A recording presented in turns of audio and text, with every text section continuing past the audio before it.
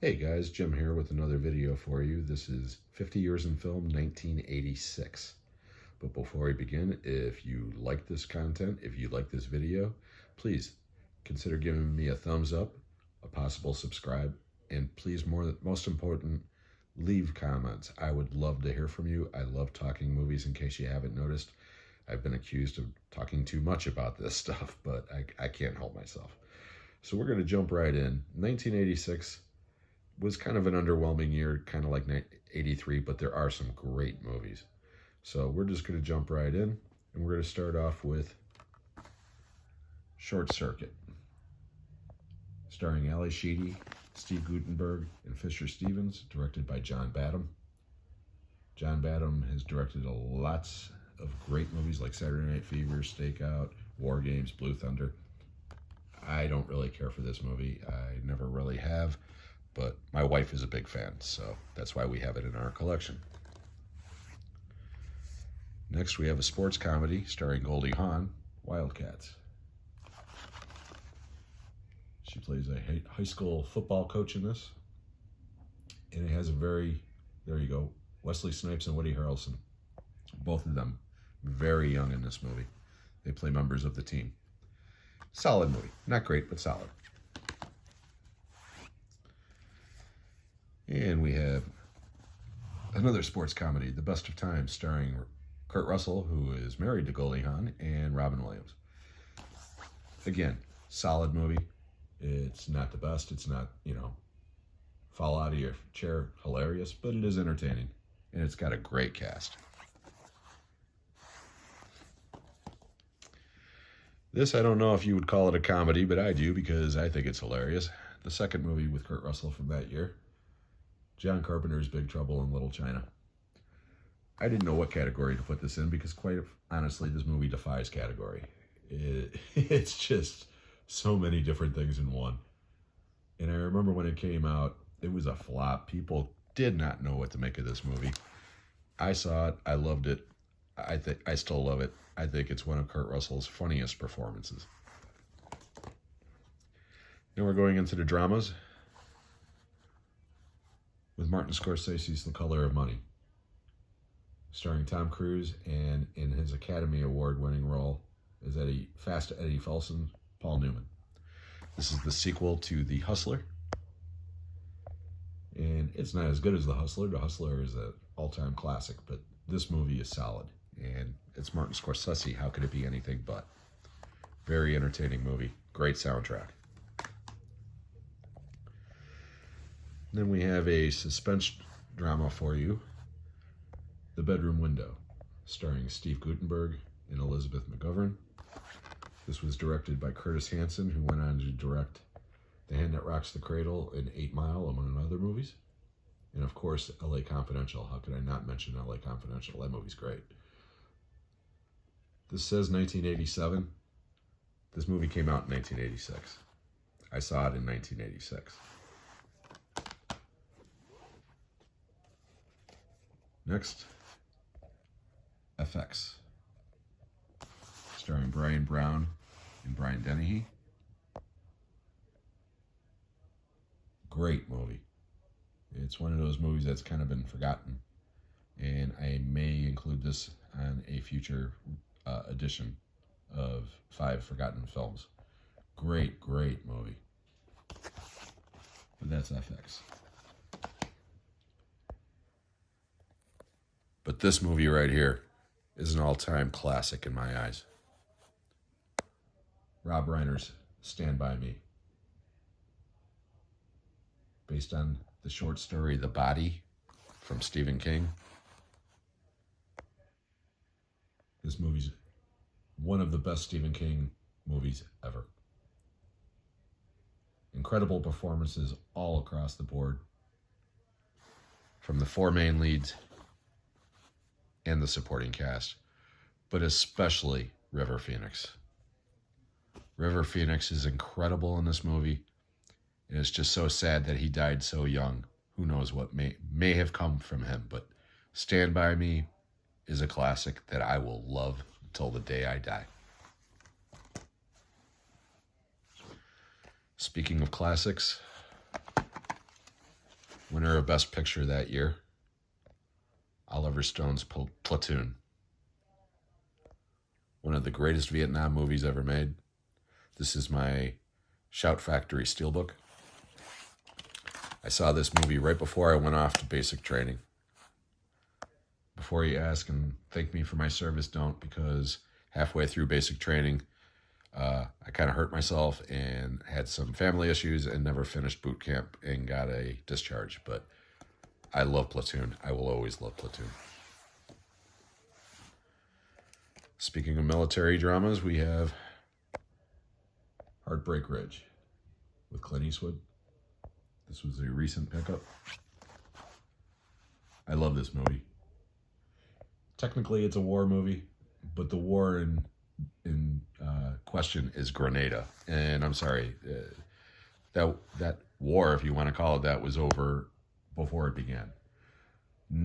75% of this movie is Clint Eastwood being a drill instructor to a ragtag group of Marines, and it is entertaining as hell. It is one of the most entertaining movies Clint Eastwood ever did in the 80s. Again, it is not really a big war movie per se, but it's a lot of fun. I love Heartbreak Ridge. And the last military movie that we have in this list for this year, excuse me, The Delta Force, starring Lee Marvin and Chuck Norris, and a incredibly huge cast for a Cannon movie. And if anybody's wondering why I keep on mentioning Cannon, Cannon is Cannon Films, and they specialized in really cheap exploitation type movies, and Chuck Norris made a lot of those movies. But The Delta Force is probably their biggest budgeted movie at that point, and it shows, because for a Cannon film, it's pretty epic, and it's got a great cast. It's loosely, and I mean very loosely, based on a true event with a hijacked plane. But The Delta Force is a lot of fun, mainly because of the cast. Lee Marvin's great. So, as far as Chuck Norris movies go, because I'm not really a huge fan, but that movie is the reason why I bought this collection in the first place. Now we're venturing into the sci-fi and fantasy realm. And in 1986, it was Star Trek IV, The Voyage Home, which until the rebooted material came out, that was the most financially successful movie in the series. It even made more money than Wrath of Khan. This is the one with the whales. And it's entertaining. It's a very entertaining movie, but it's kind of goofy. I mean, I'm sorry, it is. There's more comedy in this one than in any of the other ones. And again, at the time, I absolutely loved it, but through the years, I've realized that, yeah, this is a very good movie, but I don't think it's a great movie. I might be in the minority there. Continuing into the fantasy realm, we have Ridley Scott's directed Legend, starring Tom Cruise, Mia Sara, and Tim Curry. The best thing about this movie, other than the set decoration and visuals, is Tim Curry. He is phenomenal in this movie as Darkness. This is basically a fairy tale, but I'll always have fond memories of it.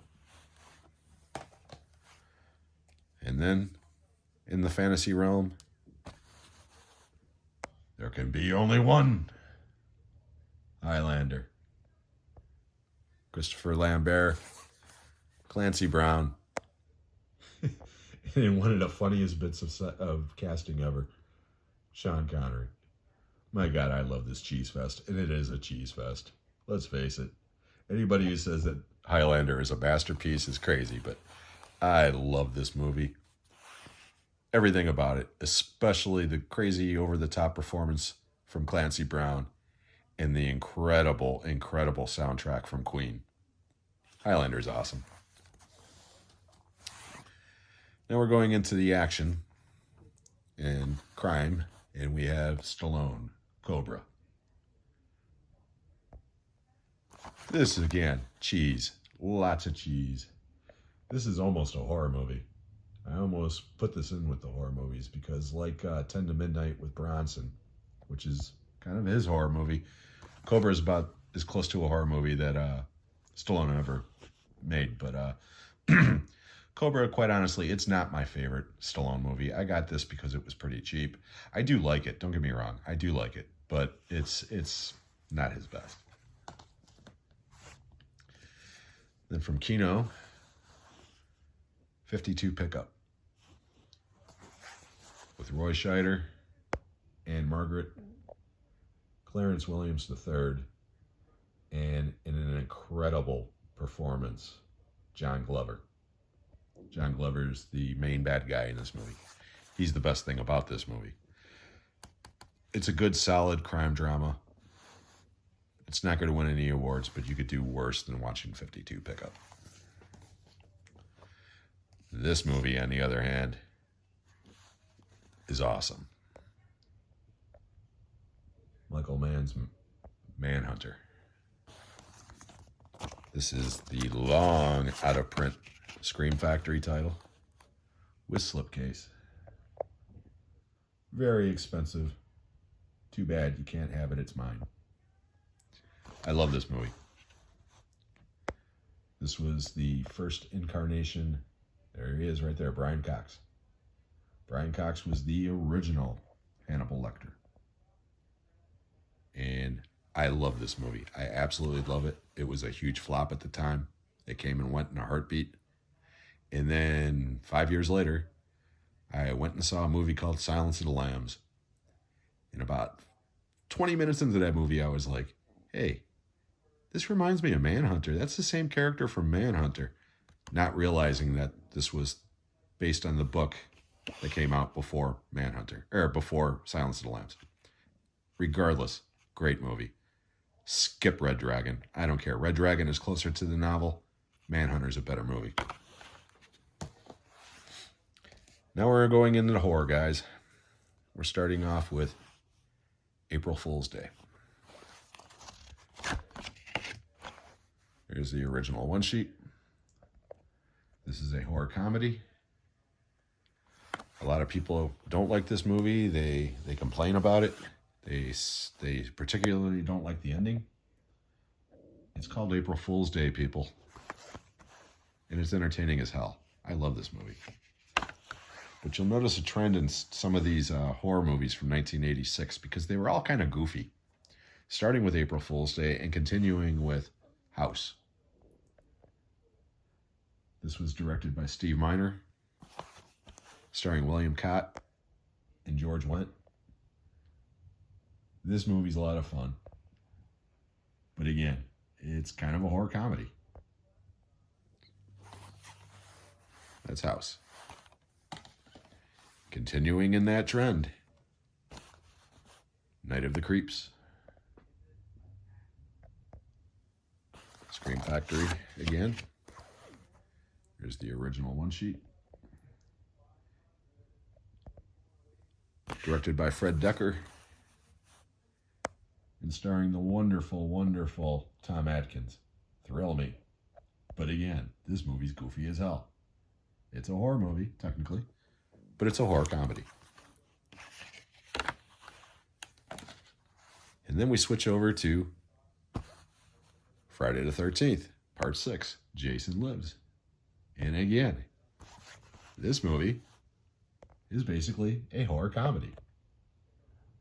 Up until Jason X, which is just ridiculous, this movie had the most comedy in it, and it has the least amount of blood. Most people put this on a top tier of the Friday the 13th movies. They absolutely love it. Quite honestly, I've always been underwhelmed with this movie. I mean, I like it. Don't get me wrong. I don't love it. And then, Psycho 3. Oh, it is the original one sheet. Why am I taking that off? And again, this one's directed by Anthony Perkins.